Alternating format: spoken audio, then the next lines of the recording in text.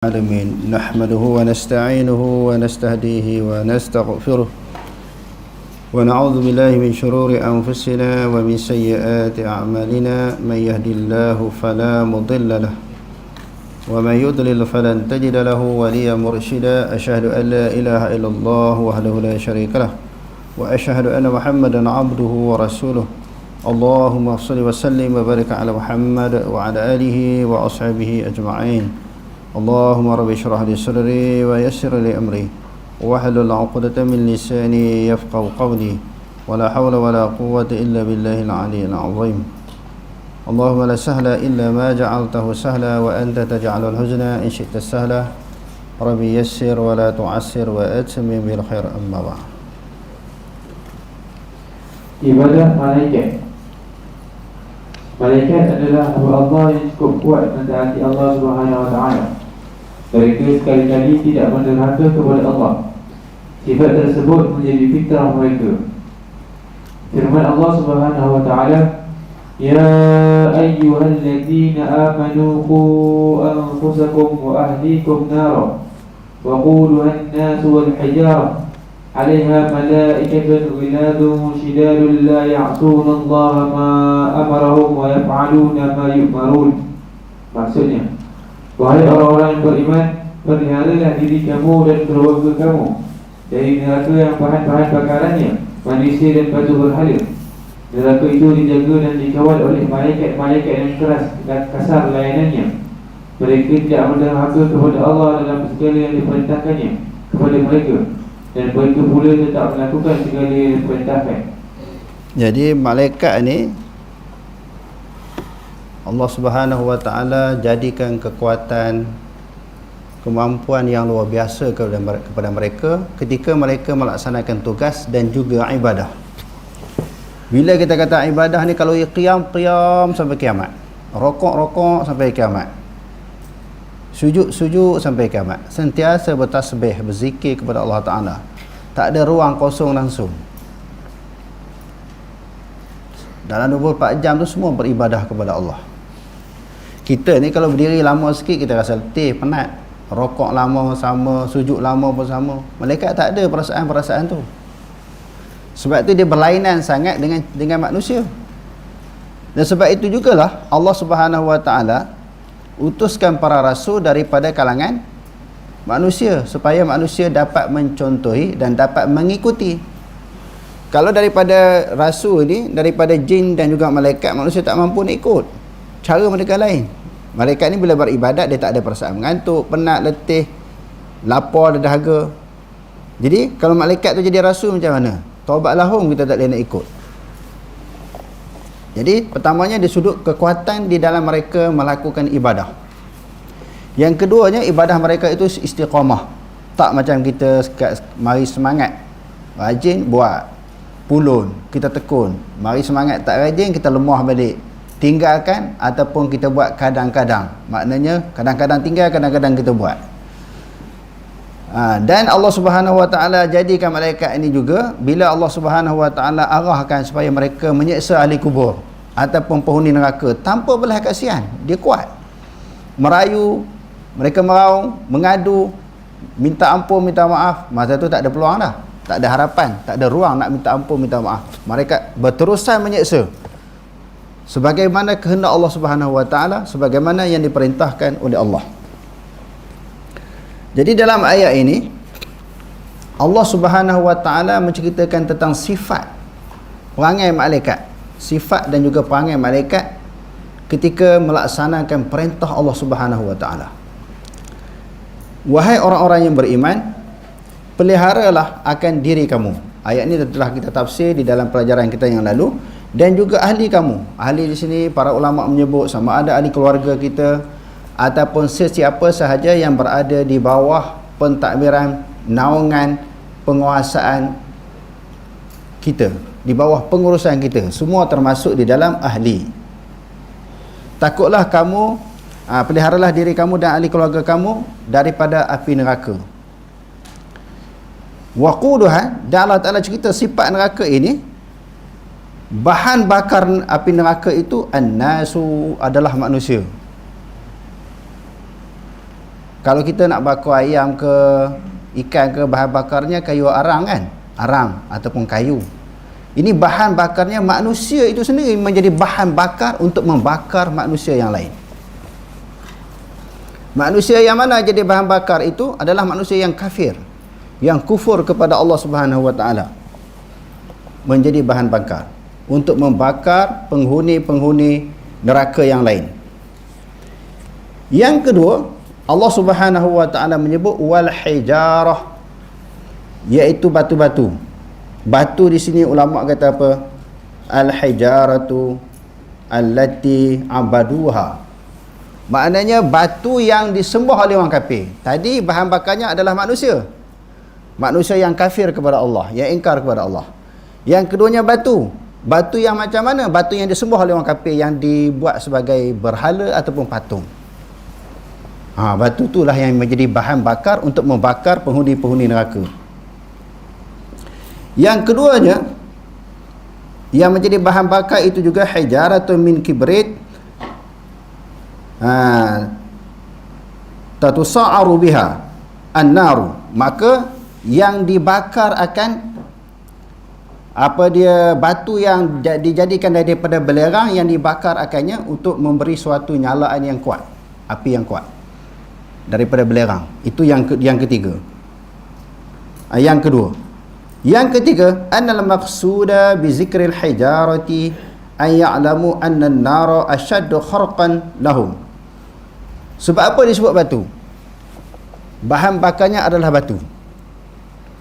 Nak ceritanya api neraka dia punya kuat, dia punya panas, dia punya dahsyat, batu pun hancur.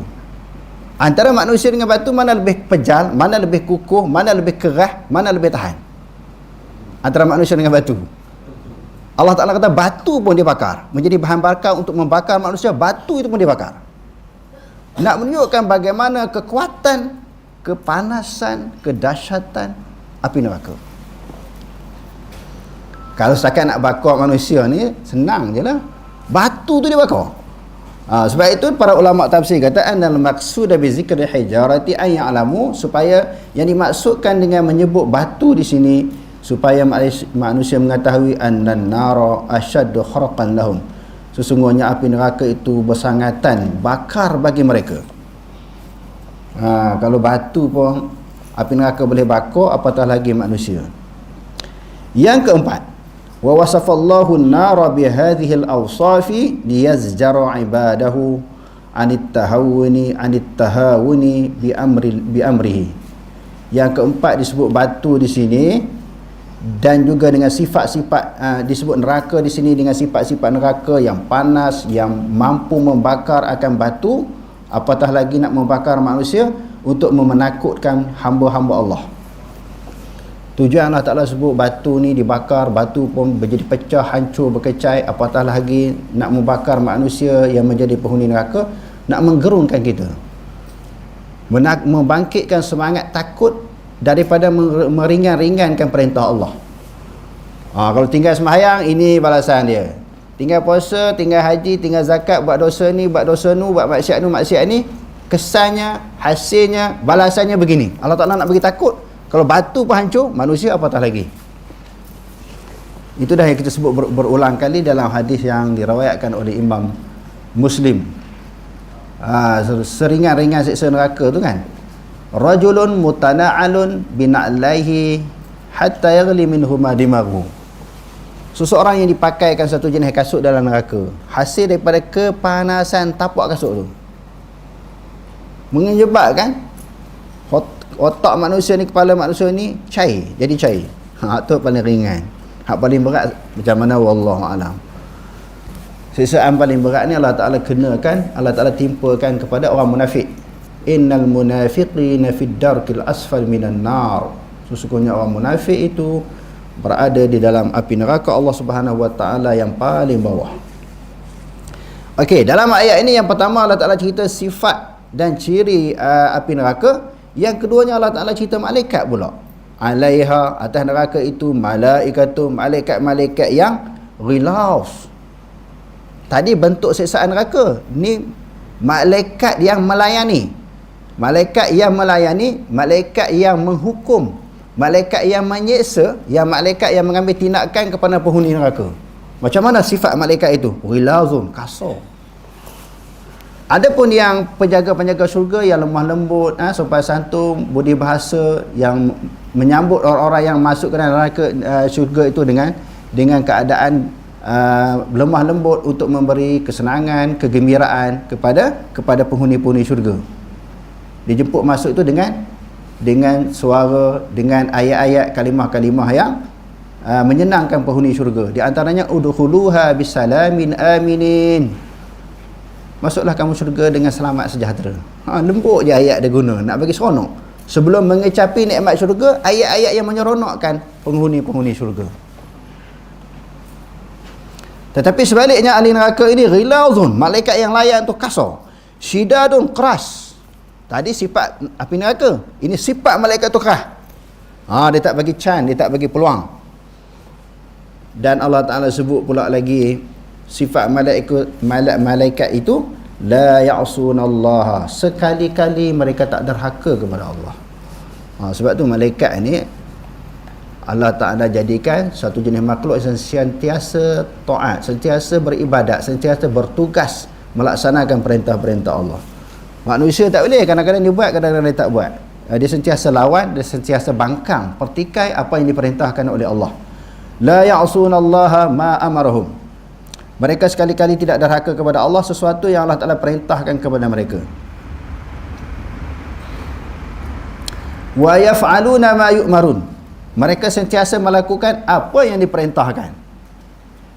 Apa yang Allah Ta'ala suruh, apa yang Allah Ta'ala perintahkan, mereka akan buat tanpa ada sebarang bangkangan ataupun alasan. Okey, terus.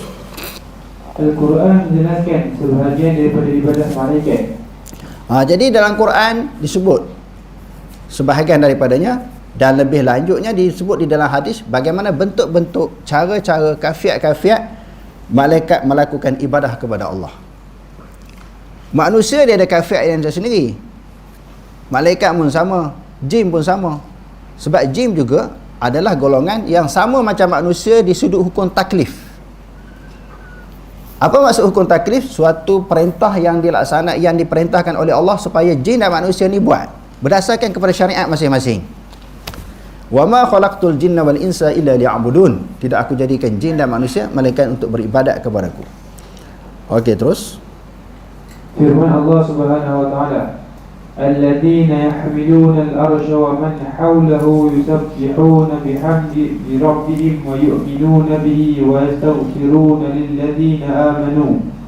Rabbana wasi'ta kulla shay'in rahmatan wa 'ilma. Faghfir lilladzina tabu wattaba'u sabilaka wa qihim 'adzabal jahim." Okey. Malaikat yang menanggung arash. Dia ada 4 malaikat. Dia tanggung ni sampai bila ni? Sampai kiamat. Sebab tu kita kata Allah Ta'ala bagi kekuatan yang luar biasa kepada malaikat. Bukan dah hari-hari cuti sampai kiamat. Dekat nak kiamat esok tambah 4 lagi malaikat, jadi 8. Duk tanggung arash tu tanggung. Kerja dia tanggung arash sampai kiamat. Dan juga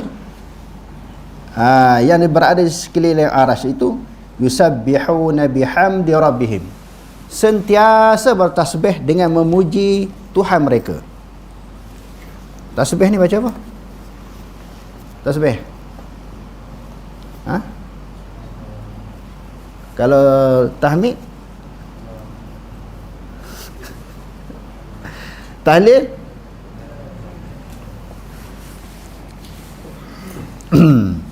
jadi maknanya malaikat sentiasa bertasbih, menyucikan Allah Subhanahu wa taala daripada segala sifat kekurangan.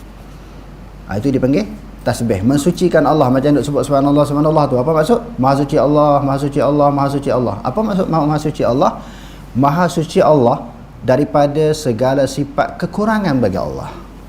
Sifat lemah, sifat koman bagi Allah Ta'ala tak ada langsung. Bila sebut dengan sifat Allah, semuanya kamil, maknanya sempurna. Sebab tu kita belajar dalam akidah dipanggil sifat kamalat, sifat-sifat yang sempurna bagi Allah. Sentiasalah, sebab tu dia datangkan dalam bentuk fi'il mudhari', sentiasa bertasbih kepada Allah, bertasbih dengan memuji Allah.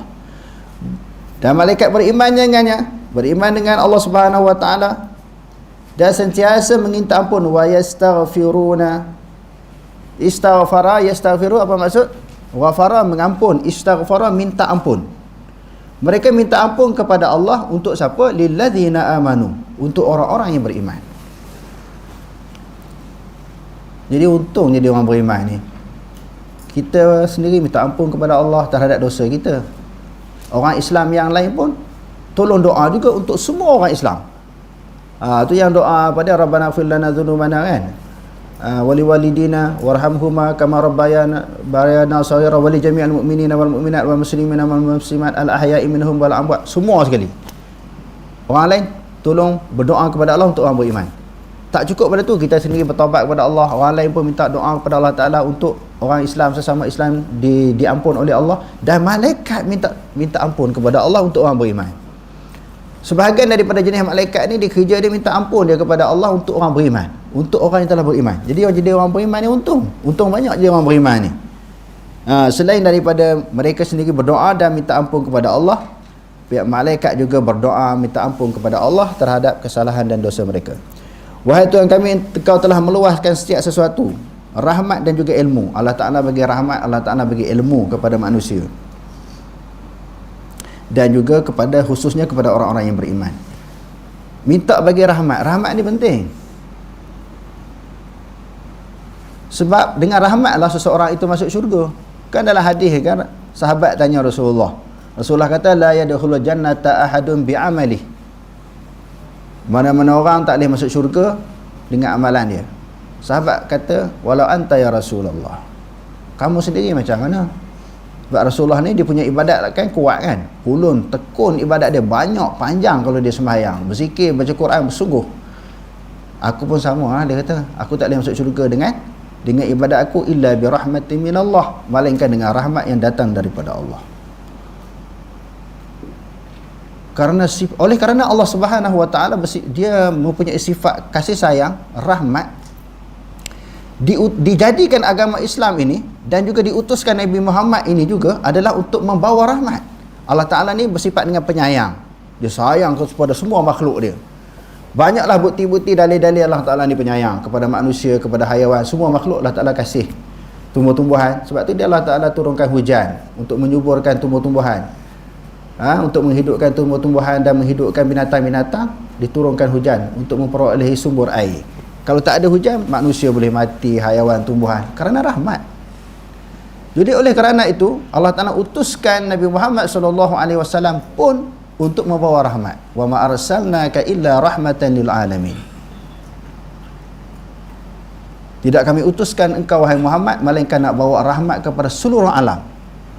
Rahmat yang dibawa oleh Nabi Muhammad SAW ini bukan sahaja tertentu untuk manusia, bahkan kepada alam. Alam ni selain daripada Allah. Kita tengok hadirin sekalian, hasil daripada perutusan Nabi Muhammad ini, kalau manusia dah tentu dia dapat rahmat. Kan Rasulullah berada di zaman jahiliyah. Kita tengok bagaimana keadaan jahiliyah itu sebelum kedatangan Islam, sebelum diutuskan Nabi, sebelum diturunkan Al-Quran. Manusia sering bercakaran di antara satu sama lain, berbunuhan, berkelahi. Datangnya Islam ini didamaikan. Rasulullah mendamaikan kelompok-kelompok, kabilah-kabilah, individu-individu, pihak-pihak yang berkelahi di antara satu sama lain. Wa'tasimu bihablillahi jami'an wa la tafarraqu. Wazkuru ni'matallahi 'alaikum idh kuntum a'da'an fa'alafa baina qulubikum fa asbahtum bi ni'matihi ikhwana wa kuntum 'ala syafa' hufratin minan nari fa anqadhakum minha. Allah Ta'ala kata, dengan Allah Ta'ala utuskan Quran, diutuskan Nabi Muhammad ini, manusia zaman jahiliyah berada di jurang api neraka, mati masa tu masuk neraka. Allah Ta'ala selamatkan dengan diutuskan Nabi, diturunkan Al-Quran. Lalu Allah Ta'ala kata, fa asbahtum bi ni'matihi ikhwana. Jadilah dengan nikmat Islam dan iman itu, yang manusia sering bercakaran di antara satu sama lain, jadi ikhwana. Fa asbahtum bi ni'matihi ikhwana. Jadilah kamu dengan nikmat Islam itu bersaudara. Aus dan Khazraj, Muhajirin dan Ansar disatukan dengan akidah Islamiah. Jadi hebatnya persaudaraan dalam Islam ni. Sebab tu Allah Ta'ala kata, innamal mu'minuna ikhwatun. Semua orang beriman bersaudara. Orang beriman itu orang Cina kan, orang India kan, orang Melayu, orang putih, orang Arab, semua dikira saudara, disatukan dengan persaudaraan Islam. Jadi sebab itu juga dengan dasar rahmat ini, selain daripada manusia, Allah Ta'ala suruh kita ada belah kasihan rahmat kepada hatta binatang sekalipun. Innallaha kataba hasanat ala kulli syai. Allah Ta'ala menetapkan supaya melakukan kebaikan atas semua perkara. Wa idza qataltum fa ahsinul qitlah. Apabila kamu membunuh, kata Nabi, disebut di dalam hadis, apabila kamu membunuh, kata Nabi, kenalah kamu membunuh dengan cara yang baik. Nabi kata innallaha kataba ihsan ala kulli syai. Allah Ta'ala mewajibkan semua perkara dilakukan kebaikan. Semua orang kena buat baik, melakukan kasih sayang. Sehingga apabila seseorang itu membunuh, hendaklah dibunuh dengan cara yang baik. Apa maksud bunuh dengan cara yang baik? Sebaik-baiknya kita bunuh, kalau dalam situasi peperangan, kita bunuh tempat yang paling pantas untuk dia mati. Contohnya cantah kepala, cantah tengkuk, dia mati. Dan setelah berlaku kematian, tak boleh seksa pula mayat tu. Punya ihsannya agama Islam, walaupun kafir, walaupun dia memusuhi, memerangi agama Islam. Wa idza zabahatum fa ahsinu zibhah. Nabi kata apabila kamu menyembelih, sembelih dengan cara yang baik. Falyuhadda syafratahu wa yarah zabihatahu. Hendaklah ditajamkan pisau sebelum sembelih tu. Jangan pisau tumpul. Selepas sembelih direhatkan binatang tu. Setiap kali masuk bulan musim perayaan haji, macam-macam isu, macam-macam kes, macam-macam cerita viral dalam musim perayaan korban ni, orang sembelih binatang.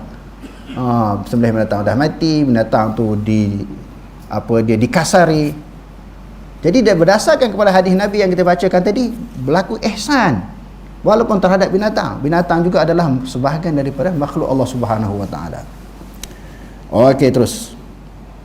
Firman Allah Subhanahu wa taala, takadus samawati yatafattarna min fawqihim wal malaikatu yusabbihuna bihamdi rabbihim wa yastaghfiruna liman fil ardh ala innallaha huwal ghafurur rahim. Maksudnya, alam langit nyaris pecah dari sebelah atasnya kerana ngeri dan takutnya kepada kemurkaan Allah terhadap penduduk bumi yang lupakan kebesaran Allah sehingga menyeleweng dari jalan yang benar, dan malaikat bertasbih dengan memuji Tuhannya serta memohon ampun bagi makhluk-makhluk yang ada di bumi. Ingatlah, sesungguhnya Allah dialah yang Maha Pengampun lagi Maha Mengasihani. Malaikat bertasbih kepada Allah Subhanahu wa taala, dan antara tasbih yang diamalkan mereka adalah sebagaimana yang terdapat dalam hadis riwayat Abu Dzar radhiyallahu anhu.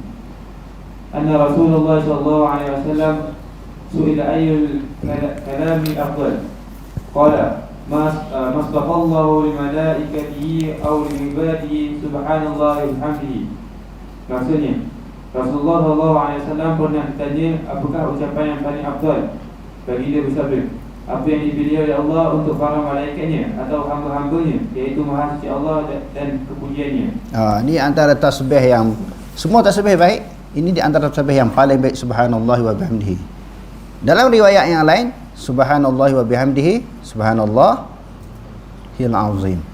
Kan Nabi dalam hadis Sahih Bukhari, yang hadis yang terakhir sekali kan, yang Rasulullah kata kalimatani khafifatani fil lisan saqilatani 'alal mizan wa habibatani ila rahman subhanallah wa bihamdihi subhanallahil azim. Dua kalimah Rasulullah kata ringan disebut dengan lisan, berat di sisi timbangan Allah. Dua kalimah yang dikasihi oleh Allah Subhanahu wa taala, subhanallah wa bihamdihi subhanallahil azim, subhanallah wa bihamdihi subhanallahil azim, subhanallah wa bihamdihi subhanallahil azim. Jadi lazimilah kita zikir tersebut. Okey, terus malaikat juga menunaikan solat. Firman Allah Subhanahu wa taala, wa inna lanahnu shaffun. Maksudnya, dan sesungguhnya kamilah yang sentiasa berbaris menjunjung perintah dan beribadat. Jadi kita diberitahu di dalam Al-Quran, malaikat juga menunaikan solat, dia sembahyang. Jadi kita tak perlu nak bedah siasat tentang kafiat, tentang cara sembahyang malaikat. Macam kita ni ada rukun 13 kan, bermula daripada takbir sampai bagi salam. Cara kafiat malaikat sembahyang pula macam mana? Tak disebut dalam Quran, tak disebut dalam hadis, kita terima saja. Mereka ini sebahagian daripada hamba Allah Ta'ala, makhluk Allah Ta'ala yang diperintahkan sembahyang. Sembahyang macam mana? Wallahu a'lam. Okey, terus. Malaikat juga menunaikan ibadah haji. Firman Allah Subhanahu wa taala, wal baitil ma'mur. Maksudnya, dan demi Baitul Ma'mur. Malaikat juga sangat takutkan Allah Subhanahu wa taala. La yasbiqunahu bil qawli wa hum bi amrihi ya'malun. Ya'lamu ma baina aydihim wa ma khalfahum wa la yashfa'una illa liman irtada. Wa hum min khasyatihi mushfiqun. Maksudnya, mereka tidak mendahuluinya dengan perkataan dan mereka pula mengerjakan apa yang diperintahkannya. Oleh kerana manusia pun ada perasaan takut kepada Allah Subhanahu wa taala. Setelah manusia itu mengetahui tentang kebesaran, kehebatan Allah taala, dan Allah Subhanahu wa taala pula menyediakan azab yang sangat pedih di dalam neraka apabila manusia melanggar akan perintah Allah Subhanahu wa taala. Jadi malaikat ni lebih takut lagi kepada Allah daripada perasaan manusia takut kepada Allah, sebab malaikat lebih tahu, lebih mengenali Allah taala daripada manusia mengenal Allah. Okey, terus Allah mengetahui apa yang di hadapan mereka yang telah mereka lakukan dan apa yang di belakang mereka yang akan mereka lakukan, dan mereka tidak memohon syafaat melainkan bagi sesiapa yang diridai Allah, dan mereka pula sentiasa cemas takut daripada ditimpa azabnya. wallahu alam. Jadi hadirin sekalian, kita ada tetamu daripada Penang, dari sahabat-sahabat kita daripada IQ. Mungkin ada sesuatu yang nak disampaikan kepada kita. Jadi saya jemput Haji Masri untuk menyampaikan sepatah dua kata dan menerangkan apa hasrat dan tujuan kedatangan sahabat-sahabat kita di sini. Wallahu a'lam.